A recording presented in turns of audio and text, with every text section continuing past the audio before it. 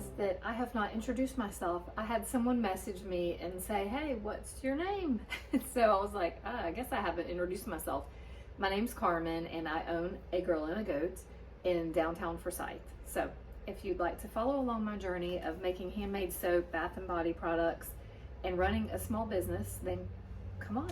We're gonna have a lot of fun because we are making some major changes hopefully here soon. I'm hoping to expand so you guys can follow along the journey of growing and expanding my handmade business. And ignore my shirt. I literally have like a hole in my shirt. I mean, you can't see nothing, but I do have a hole in my shirt. I ordered some other ones, but they were all dirty, so I had to wear my holy one today. So I had someone write me a sweet comment, and she asked me 2 questions, and I thought, well, this will be perfect for a video, because I was like, I was gonna do a video today, but I had no idea what to do my video on. So I was like, I read that comment a few minutes ago and I was like, I got you, girl. I got you. I can do a video on that.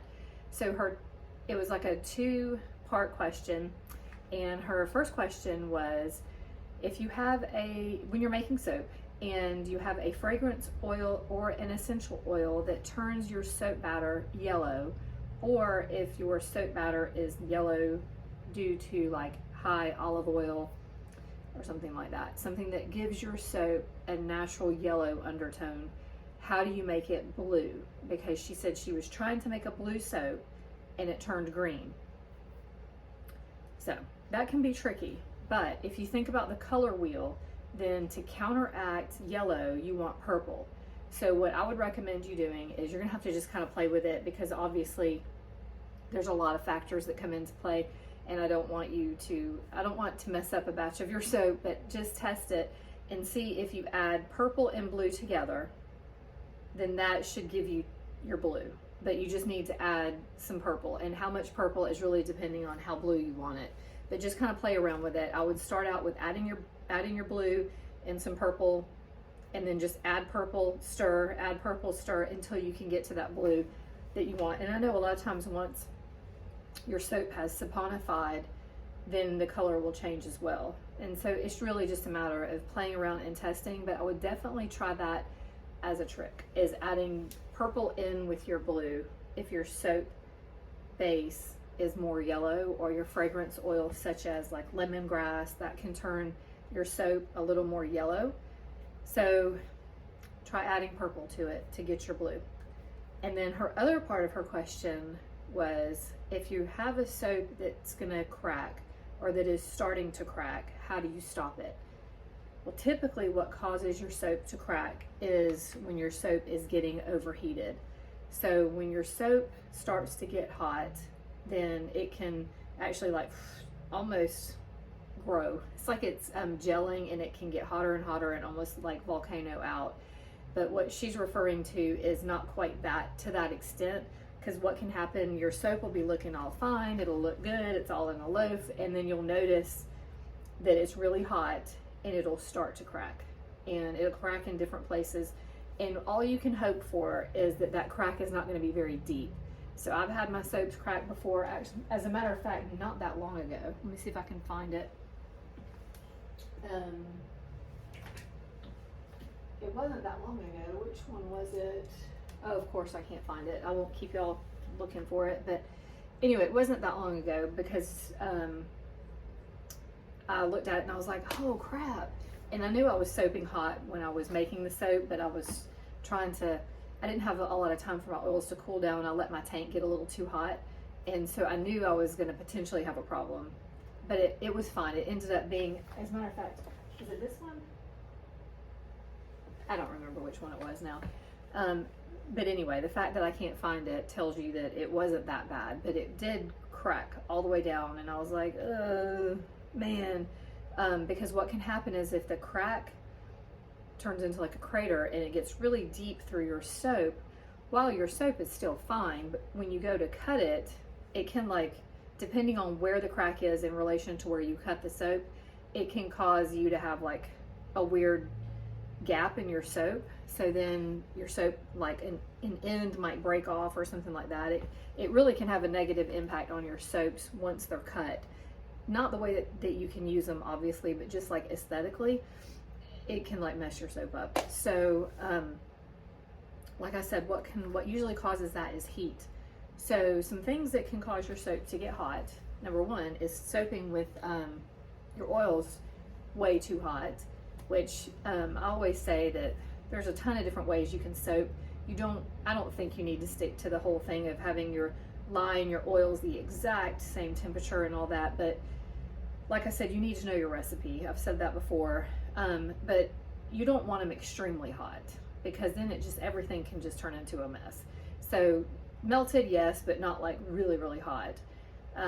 So if your oils are too hot, and when you mix your lye in, if everything's just too hot, you have a high probability that you could get some cracking in your soap. And other things that can cause your soap to get hot would be sugars. So if you add honey, or if you use milk, or if you actually add sugar, these are things that can cause your soap to get hotter faster. So yeah, and I've had charcoal. It doesn't necessarily get hotter, but it gets really thick, I guess because charcoal is very absorbent, so the batter can get pretty thick pretty fast. And then there's some essential oils. I've had like lemongrass get a little bit hot for me, but I mean, nothing to really like write home about, but I have noted that it's gotten a little bit hot for me before. And then there's also some fragrance oils that can cause your soap batter to get a little hot. So you have to kind of watch out for all those things. But what to do if it starts? I think that was her main question anyway. So I have the freezer back here. If you can see right there, that freezer, the lid opens like that. And what I'll do, this is where my goat milk is at. Hopefully you can hear me. But what I'll do is take my Lowe's and open the lid and set the soap on top. And so the cool air will just be hitting the soap. So that's one thing you can do. If you have a freezer, just get it close to some cold air as soon as you make it. If you notice that your batter's really hot, then you want to put it there. If it's already started cracking, honestly, there's not a whole heck of a lot you can do except keep it cool. But typically by the time you see it cracking, it's too late. But I have had it crack before, and then it gets so hot, it's like it starts to crack, and then it gets so hot, it's like hot, and then when it goes back down, when it cools back, it'll like go back together, like the gap closes, if it's very minor. So cooling it down is what you really want to do. So if you have a refrigerator that your soap will fit in, then put it in a refrigerator. But I don't recommend putting it in your refrigerator, your actual refrigerator for your food, because just like, it's just not a good idea. Because especially, I mean, if it's an unscented soap, fine. But if it has any fragrance oil or essential oil, then you are taking a risk of everything in that refrigerator ending up tasting like that soap. Because like that smell, that essential oil or that fragrance will like seep out, and it will just like attach itself to your food. So you don't want to be like, you know, eating your leftover spaghetti and it tastes like patchouli. So, I mean, some people may like that, but most people are not going to want to like that. So I recommend having a dedicated refrigerator for your soaps to cool them down. And that will be what I have to offer. So keeping your batter cool.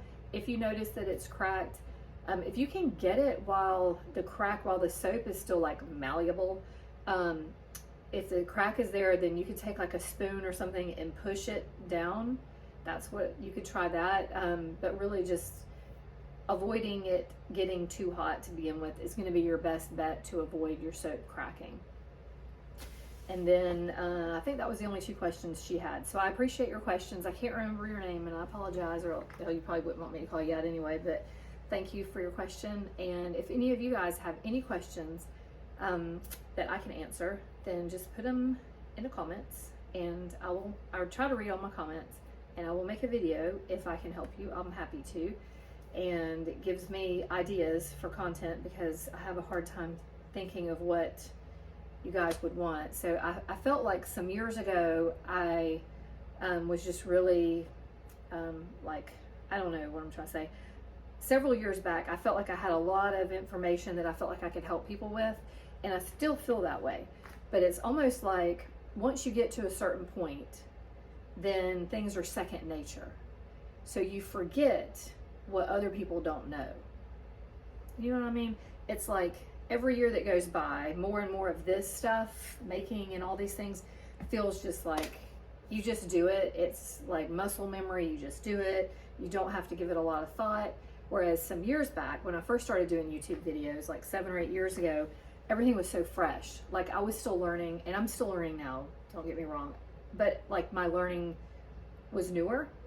Everything that I was learning was newer at the time. So I was learning, and then as I would learn and as I felt like I was perfecting it, then I wanted to share it. But now I feel like I've been doing it for so long, then I forget what people have questions about. So please ask me questions, and I'm happy to help. So I hope you guys have a wonderful day, and I will be back again. I'll try to do videos like at least once a week, but maybe twice a week.